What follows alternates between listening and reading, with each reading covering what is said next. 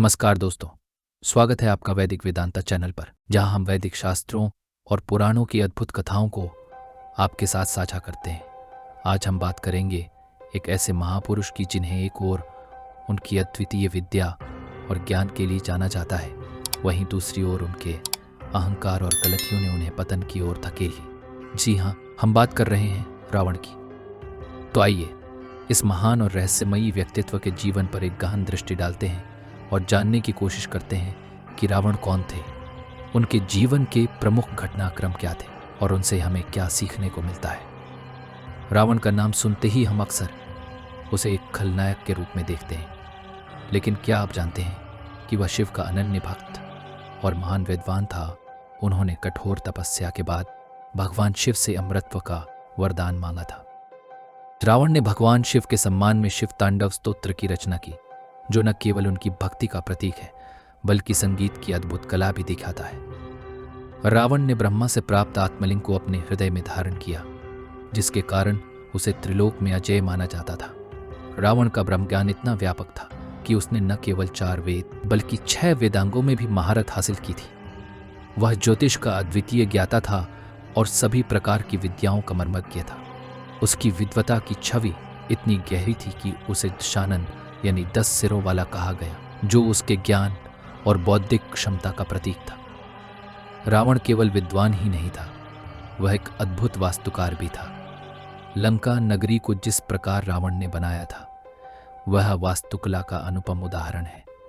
सोने की लंका, जो रावण का गर्व थी, उसके भव्य महलों, मंदिरों और अट्टालिकाओं के कारण जगत प्रसिद्ध थी। इस नगरी में विज्ञान और कला का अनूठा संगम देखने को मिलता था। कहते हैं रावण ने पुष्पक विमान का आविष्कार किया था, जिसे वह युद्धों में और यात्राओं में प्रयोग करता था। यह विमान न केवल तेज गति से उड़ता था, बल्कि उसमें अद्भुत वैज्ञानिक और यांत्रिक तकनीकें भी समाहित थीं। यही कारण है कि रावण को उसकी यांत्रिकी और विज्ञान में महारत के लिए भी याद किया जाता है। रावण के पास ऐसे कई दिव्यास्त्र थे, जिनका प्रयोग उसने अपने युद्धों में किया। उसके पास शिव का त्रिशूल, इंद्र का वज्र और ब्रह्मास्त्र जैसे अस्त्र थे, जो उसे अपराजेय बनाते थे। रावण को युद्ध कौशल में इतना पारंगत माना जाता था कि देवता और दानव भी उससे भयभीत रहते थे। क्या आप जानते हैं कि रावण ने कालचक्र को भी नियंत्रित करने का वरदान प्राप्त किया था? वह अपनी इच्छा से समय को धीमा या तेज कर सकता था। यही कारण था कि उसके विरोधी उसे हराने में असमर्थ हो जाते थे, क्योंकि रावण की शक्ति केवल शारीरिक नहीं थी, बल्कि उसकी मानसिक क्षमता और ब्रह्मज्ञान उसे और भी खतरनाक बनाते थे। लेकिन इतने महान गुणों के बावजूद रावण का पतन निश्चित था।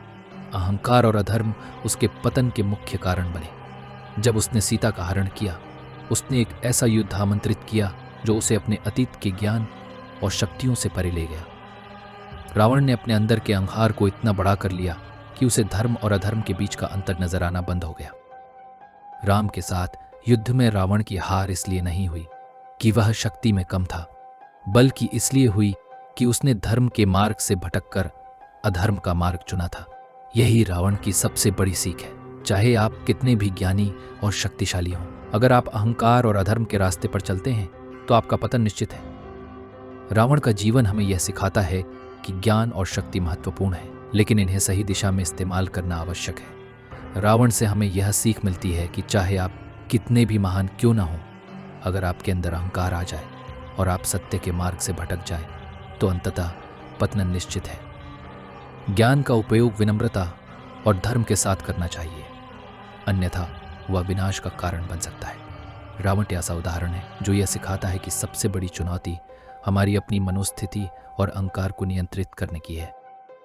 दोस्तों, रावण की यह अनकही कहानी केवल एक राक्षस की नहीं, बल्कि एक महान आत्मा की है, जिसने अपने ज्ञान और शक्तियों के बावजूद अधर्म और अहंकार के कारण अपना सर्वस्व खो दिया।